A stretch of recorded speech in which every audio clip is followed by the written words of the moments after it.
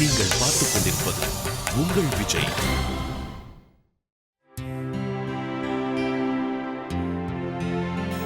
அம்மா சந்தியா, உனக்கு ஒரு பர்ஸ் கிடைச்சதில்ல? அது இவங்களோடதுதான். போய் எடுத்துட்டு வா அத்தை. சீக்கிரம் எடுத்து கொடு. கொஞ்சம் இருங்க, இப்ப எடுத்து தந்துருவா. இந்தாங்க.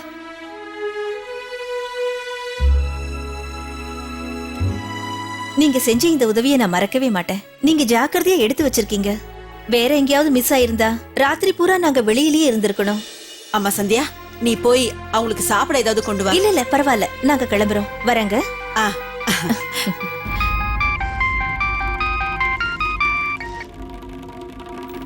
கட் ஆயிடுச்சு. சவிதா, நம்ம வீட்டுக்கு யார் வந்திருக்காங்கன்னு பாரு.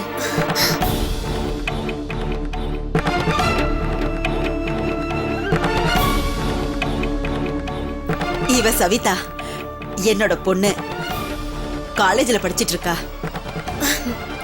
வணக்கம் மேம். சவிதா, நீயா? நான் சவிதாவோட காலேஜ்ல தான் லெக்சரரா இருக்கேன். சவிதா என்னோட ஸ்டூடெண்ட் தான்.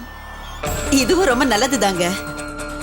இங்க பாருங்க டீச்சர் அம்மா, இனிமே இவளோட படிப்பு விஷயத்துல நீங்க கொஞ்சம் கவனம் காட்டுங்க.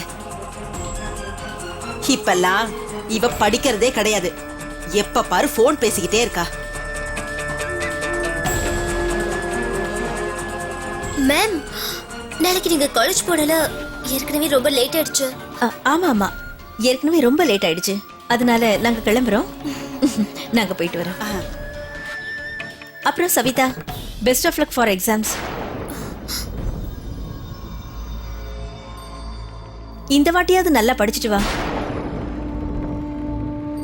மேம், இவளுக்கு இப்ப என்ன எக்ஸாம் வரப்போகுது? லாஸ்ட் இயர் எக்ஸாம்ஸ்ல இவ ஃபெயில் ஆயிட்டா இல்ல, அத மறுபடியும் அவ இந்த வருஷம் எழுதணும்.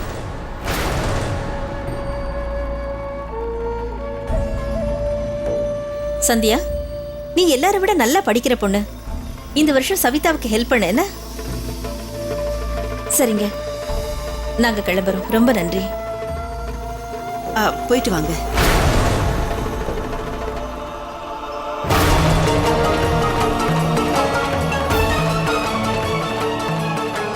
சவிதா, இன்னைக்கு ரிசல்ட் வந்துருக்கணுமே, என்னாச்சு? பரீட்சையில ஃபெயில் ஆயிட்டியா என்ன? அதெல்லாம் இல்லம்மா, நான் ஃபெயில் ஆகல. எனக்கு 83% மார்க் வந்திருக்கு. சவி, நீ செகண்ட் இயர்ல ஃபெயில் ஆயிட்டியா? ஆனா நல்ல மார்க் வாங்கி பாஸ் பண்ணிட்டே தான் என்கிட்ட போய் சொல்லிருக்க. ஏன் போய் சொன்ன?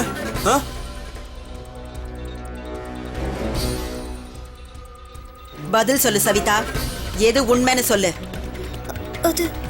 அது வாய மூடு.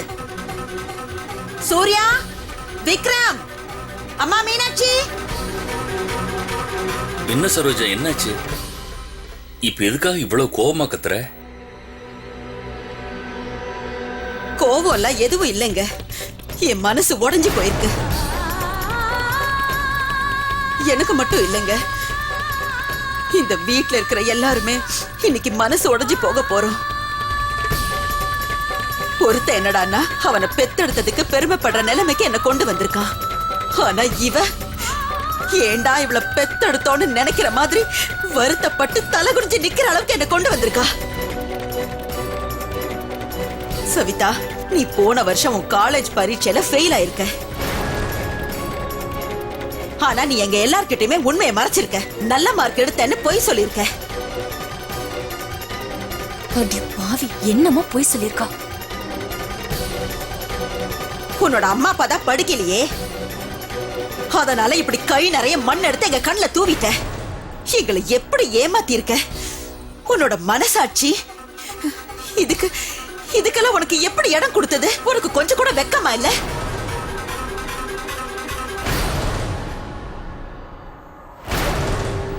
இல்லம்மா, நீங்க தப்பா கேட்டிருப்பீங்க.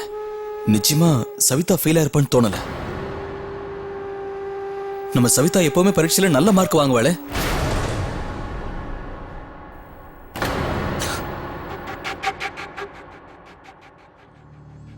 சவிதா, நீ போன வருஷம் பரீட்சையில பாஸ் பண்ணல, உண்மையை சொல்லு. எதுக்காக யோசிக்கிற?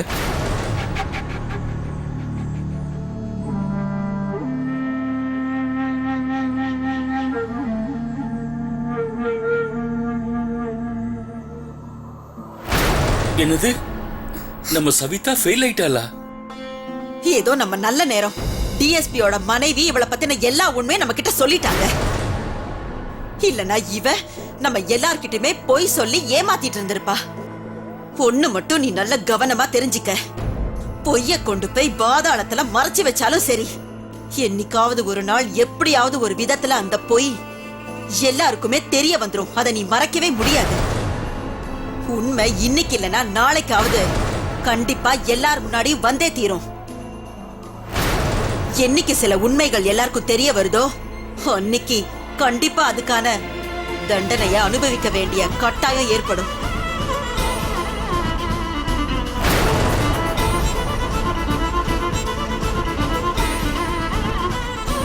நீ படிக்கிறேன்னு நினைச்சுக்கிட்டு இருந்தோம். ஆனா எங்க கிட்டயே போய் சொல்லிட்டல்ல. ஏய், நீ பொய் சொல்லி ஏமாத்திட்டியல்ல? வாயை திறந்து பதில் சொல்லு. இப்பதான் எனக்கு புரியுது. இவ்வளவு நாள் எங்க முன்னாடி நீ படிக்கிற மாதிரி நடிச்சிட்டு இருந்தல.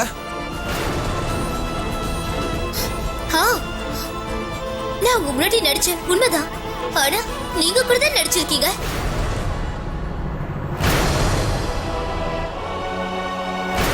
இது வரைக்கும் நீங்க போய் பேசாத மாதிரி சொல்றீங்க. என்ன பேசுற நீ? மறந்துட்டீங்களா அந்த லேப்டாப் விஷயம்? சந்தியா நீ ஒண்ணு அந்த லேப்டாப்பை வாங்கி தரல. கம்ப்யூட்டர் கிளாஸ்க்கு ஃபீஸ் கட்டுறேன்னு சொல்லி நீங்க தான் அதை வாங்குனீங்க. மறந்துட்டீங்களா? ஆனா பழைய சந்தியா நீ மேல போட்டுட்டீங்க.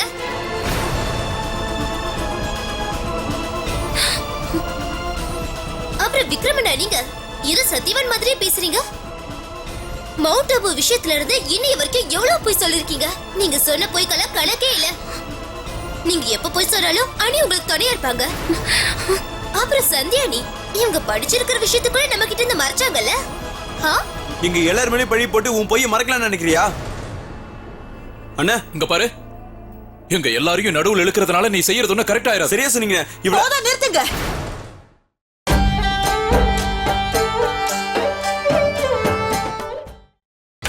நீங்கள் பார்த்துக் கொண்டிருப்பது உங்கள் விஜய். இங்க எல்லாருமே பழி போட்டு உன் பொய்யை மறக்கலாம்னு நினைக்கிறியா? அண்ணா இங்க பாரு, எங்க எல்லாரையும் நடுவுல இழுக்கிறதுனால நீ செய்யறது ஒண்ணு கரெக்ட் ஆயிரா? சரியா சொன்னீங்க. போதும், நிறுத்துங்க.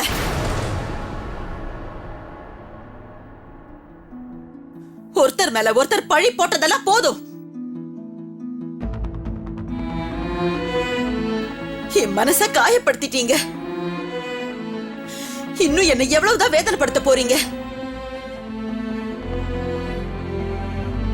என்னோட வளர்ப்பு தான் சரியில்லைன்னு இப்ப என் மனசுக்கு தோணுது.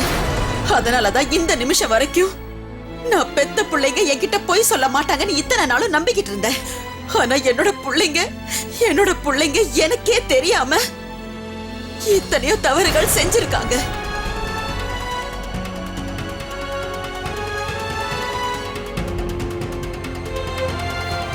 ஆனா இவ எப்பவுமே போய் சொன்னது கிடையாது.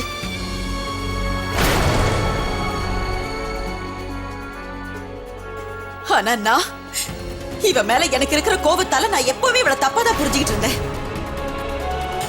எப்பவும் இவளை திட்டிக்கிட்டே இருந்தேன். இவளை இந்த வீட்டை விட்டு துரத்தும் போது கூட அத்தை உங்க வளர்ப்பு தான் சரியில்லைன்னு என்கிட்ட அவ ஒரு வார்த்தை கூட சொல்லல.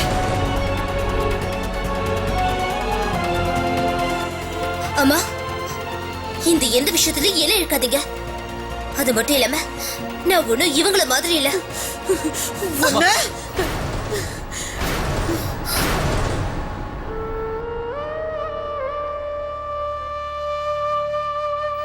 வேண்டாமா?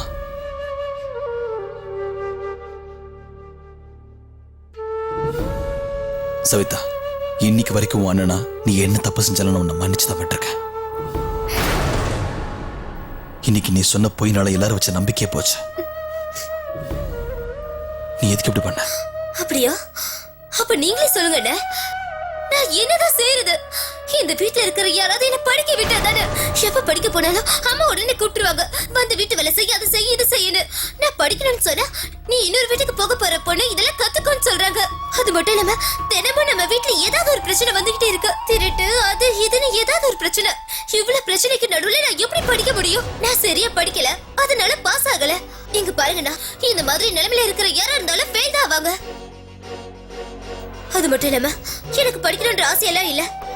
இன்னும் 1 வருஷம் தானே, அதுக்கப்புறம் உங்களுக்கு எந்த பிரச்சனையும் வராது.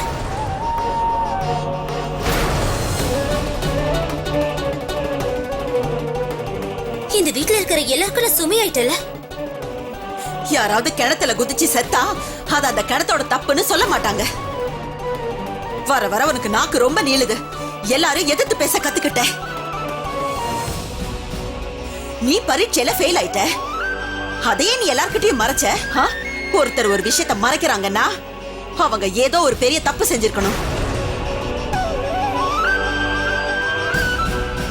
உனக்கு தெரியுமா, நான் எல்லார்கிட்டயுமே முதல்ல சொல்லிட்டேன், இவ ஒரு பொண்ணு தானே, இவளை படிக்க வைக்க வேண்டிய அவசியம் இல்லைன்னு. 4-5 கிளாஸ் வர படிச்சாலே அதுவே போதும் அப்படின்னு தான் நினைச்சேன். ஆனா என்ன செய்யறது, இந்த வீட்ல யாரும் என் பேச்ச கேட்க மாட்டேங்கிறாங்களே. இவளை படிக்க வச்சதுக்கு கிடைச்ச பலனை பாத்தீங்கல்ல.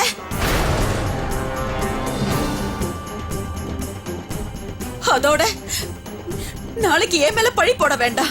இல்லங்கத்த, இதுக்கும் படிப்புக்கும் எந்த சம்பந்தமும் இல்ல. படிப்பு ஒரு மனுஷனுக்கு நிறைய விஷயத்த சொல்லி தரும். படிப்பால யாரும் போய் சொல்றதுக்கு கத்துக்கிறது இல்ல. படிப்புங்கிறது பசங்க பொண்ணுங்கன்னு எல்லாருக்கும் தேவையான விஷயம். உண்மையை சொல்ல போனா பசங்களை விட பொண்ணுங்க படிக்கிறது தான் ரொம்ப முக்கியம். அப்பதான் நாளைக்கு அவங்களுக்கு குழந்தை பிறக்கும் போது அந்த குழந்தைக்கு நல்லது கெட்டது சொல்லி தரத்துக்கு படிப்பு உதவியா இருக்கும். சந்தியா சொல்றதுதான் சரி.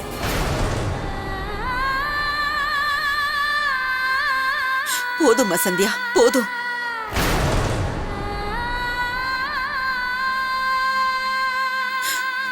எல்லா மனுஷங்களும் ஒரே மாதிரி இருக்கிறது கிடையாது. எனக்கு நல்லா தெரியும். உன் வீட்டு ஆளுங்க இந்த காலத்துக்கு ஏத்த மாதிரி யோசிப்பாங்க. ஆனா ஒண்ணு சந்தியா, படிப்புங்கிறது ஒருத்தருக்கு நல்ல விஷயத்த சொல்லி கொடுக்கும். அத புரிஞ்சிக்காதவங்களுக்கு அது விஷம் மாதிரி. உன்னோட படிப்பு, உன்னோட நினைப்பு, இது எல்லாமே இந்த வீட்டோட சம்பிரதாயத்தை மாத்த முடியாது.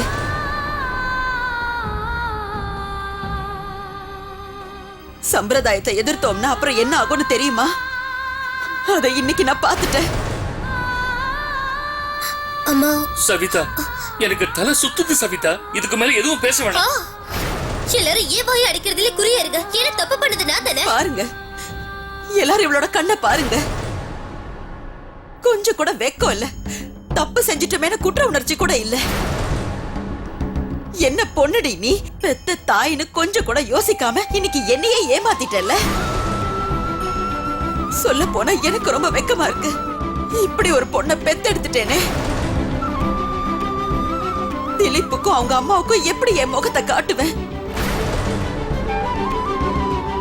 இவ பண்ண தப்புக்கான மொத்த பழியையும் இவ என்னோட தலைமையில தானே போட்டிருக்கா. அத்தை, இங்க பாருங்க, இத சரி பண்ண ஒரு வழி இருக்கு. சவிதா அவளோட படிப்பை நிச்சயம் முடிக்க முடியும். 4 நாளுக்கு அப்புறம் சவிதாக்கு சப்ளிமெண்டரி எக்ஸாம் வருது. அதில் மட்டும் பாஸ் பண்ணிட்டானா இவளால இவ படிப்பு தொடர முடியும். அத்தை, இவ நிச்சயமா பாஸ் பண்ணுவா. நான் அவளுக்கு சொல்லித்தர. அத்தை, அத்தை, தயவு செஞ்சு அவளை நம்புங்க. யாருக்கு முன்னாடியும் நீங்க தலை குனிஞ்சு நிக்க வேண்டிய அவசியமே வராது. இங்க பாருங்க, நீங்க என்னை பத்தி கவலைப்பட வேண்டிய அவசியமே கிடையாது. எப்படி படிக்கிறதுன்னு எனக்கு நல்லாவே தெரியும். ரொம்ப நல்லா படிச்சு பாஸ் பண்ணிட்டேல்ல. இவ்வளவு காலம் எப்படி படிச்சேன்னு நாங்களும் பார்த்துட்டு தானே இருந்தோம். வாயை மூடிக்கிட்டு ஒழுங்கா ரூமுக்கு போ. சந்தியா உன்னை எப்படி எல்லாம் படிக்க சொல்றாளோ அது மாதிரி ஒழுங்கா படிக்க பாரு. உனக்கு படிப்பு சொல்லி கொடுக்கறதுக்கு நான் சந்தியாவுக்கு அனுமதி கொடுத்தாச்சு. அவ சொல்ற மாதிரி நீ படிக்கலனா திலீப் முன்னாடி நான் தான் தலை குனிஞ்சு நிக்கணும். ஒருவேளை இதுக்கு மேல ஏதாவது பிரச்சனை பண்ண அதுக்கப்புறம் என்கிட்ட அடி வாங்கியே சாவேன்.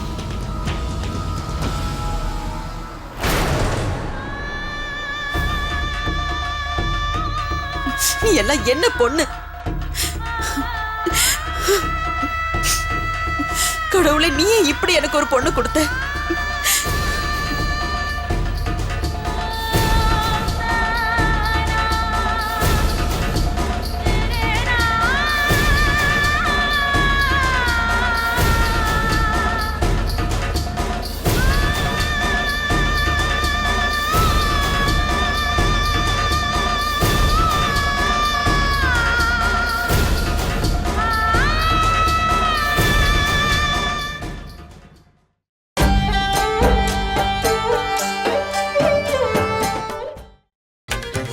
நீங்கள் பார்த்துக் கொண்டிருப்பது உங்கள் விஜய்.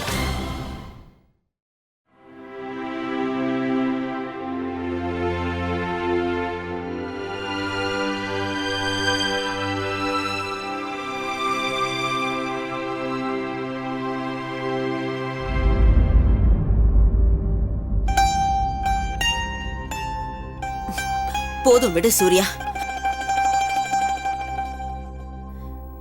நான் தான் சொல்றேன்ல, போதும் விடுப்பா.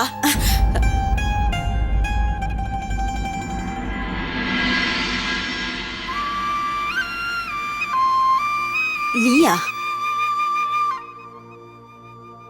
நீ இங்க என்ன பண்ணிக்கிட்டு இருக்க? அம்மா, சூர்யா கால் அமுக்கிறத பார்த்தேன். ஐ ஆஸ்க்ட் ஹிம் ஏன் கால் பிடிச்சிடுறேன்னு. அண்ட் ஹி டோல்ட் மீ அம்மாவுக்கு சேவை செய்கிறேன் அப்படின்னு, அது ஹாப்பி தரும்னு சொன்னா. That's why I'm also doing அம்மா. அண்ட் ஐ டூ உங்களுக்கு கால் அமைக்கி சந்தோஷத்தை அனுபவிக்கணும். சந்தோஷமா? பிள்ளைங்களுக்குள்ள நிறைய வித்தியாசம் இருக்கும் கண்ணா. ஒரு சில பிள்ளைங்க எப்படி தெரியுமா, வாழ்க்கையில அவங்க அப்பா அம்மாவுக்கு எப்பவுமே சந்தோஷத்தை கொடுக்க மாட்டாங்க. நீ போப்பா, நீ போய் தூங்கு. அம்மா, எனக்கு இதுல சந்தோஷம் கிடைக்குதுமா. ஆமா பிராண்டன், நீ எப்போதுல இருந்து தமிழ் பேச கத்துக்கிட்ட? உங்ககிட்ட பேசுறதுக்காக I learn Tamil from Chotu and Pappu. நீ போய் தூங்குப்பா. இல்ல, நோ துக்கம். I have to do it திஸ்மா. உங்களுக்கு தெரியுமா, இன்னைக்கு இங்க night, but in my country Mexico அங்க டேமா. யூ நோ அம்மா, நம்ம சூர்யாவுக்காக நாம ஒரு சர்ப்ரைஸ ரெடி பண்ணணும்ல. நான் உங்களுக்கு கால் அமைக்க விடுறேன். என் அம்மானு கூப்பிடுறல, அப்ப நான் சொல்றத கேளு. முதல்ல நீ போய் தூங்கு போ. போப்பா.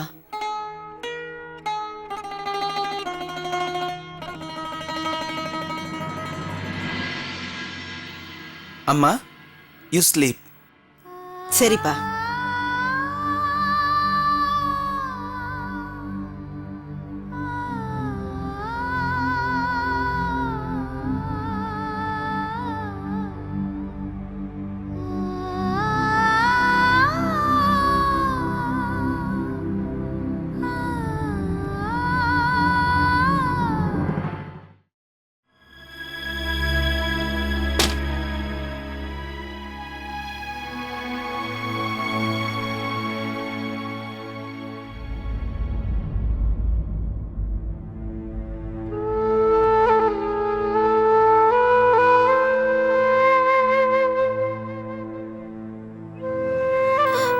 சவிதா பண்ண இந்த வேலையால உங்க மனசு ரொம்ப காயப்பட்டிருக்குல்ல?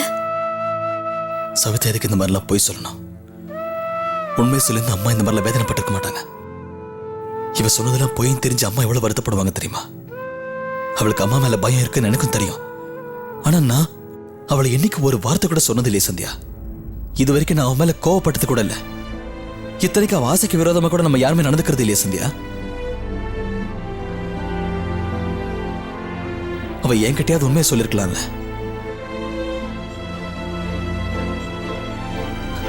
ஆனா அவ அது கூட செய்யல. என்கிட்டயும் போய் சொல்லிருக்கா. என் மனசுல படுறத சொல்லட்டுமா? எனக்கு இப்ப என்ன தோணுதுன்னா, இன்னைக்கு ஃபெயில் ஆனது என் தங்கச்சி இல்ல, அவளோட அண்ணங்கிற ஸ்தானத்துல இருந்து நான் ஃபெயில் ஆயிட்டேன்னு தோணுது.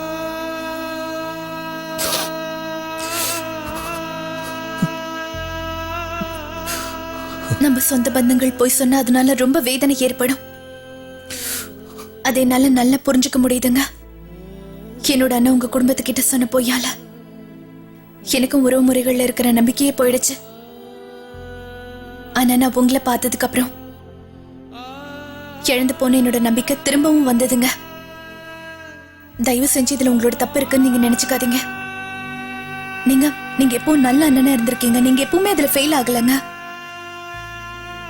உண்மையை சொல்ல போனா உங்களோட கடமையை நீங்க ஒழுங்கா செய்றீங்க. சவிதா சின்ன பொண்ணு, ஃபெயில் ஆனதுனால ரொம்ப பயந்து போயிருப்பா. அதனால அவன் நம்ம கிட்ட போய் சொல்லிட்டா. அவளோட ஒரு பொய்யை எப்படியாவது சமாளிக்கணும்னு மேலும் மேலும் நிறைய பொய் சொல்ல ஆரம்பிச்சிட்டா. நடந்தது எதுவோ நடந்துருச்சுங்க. அதை நினைச்சு கோவப்பட்டோம்னா நிச்சயம் இந்த பிரச்சனையை நம்மளால தீர்க்க முடியாது இல்லைங்க. இங்க பாருங்க, 4 நாளுக்கு அப்புறம் அவளுக்கு சப்ளிமெண்ட்ரி எக்ஸாம் வரப்போகுதுங்க.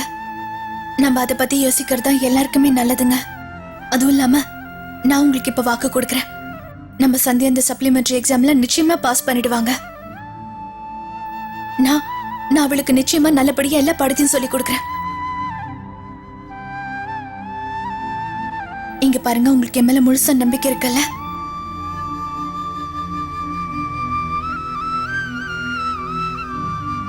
என்னை விட அதிகமா நான் உங்களை தான் நம்புறேன் சந்தியா.